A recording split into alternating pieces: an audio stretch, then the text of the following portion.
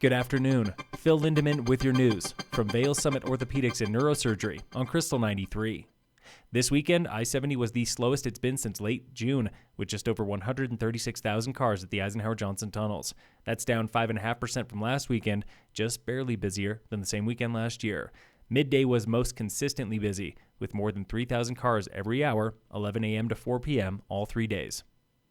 Every local student is back in class today, and new data from the state is giving Colorado schools a failing grade. The average school district is 43% proficient at English, 31% proficient in math. Here in Summit, students are scoring lower than those state averages. So are students in Eagle and Park.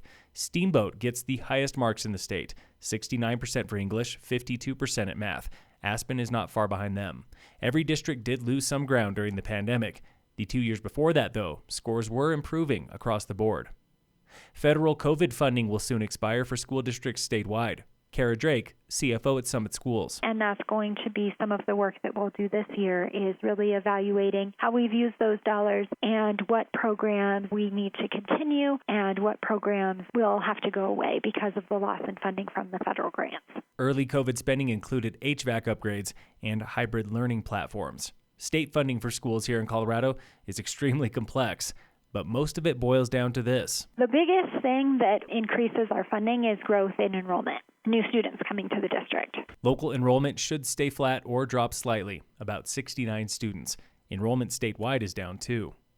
Last year, for the first time since 2009, state lawmakers took a big bite out of the, quote, BS factor, the budget stabilization factor.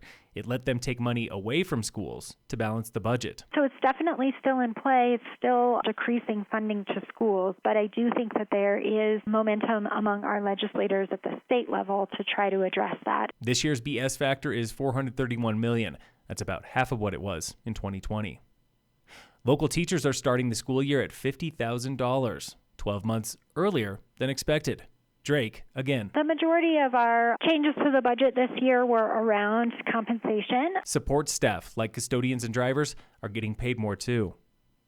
Local authorities are reopening a 3-year-old case against an alleged rental fraud. James Timothy Power is accused of stealing credit cards and personal info to book rentals in Keystone and Copper. Powers did plead guilty to similar charges here in Summit in 2018. He's wanted in Montrose County, too. Earlier reporting had claimed Powers was a bank robber.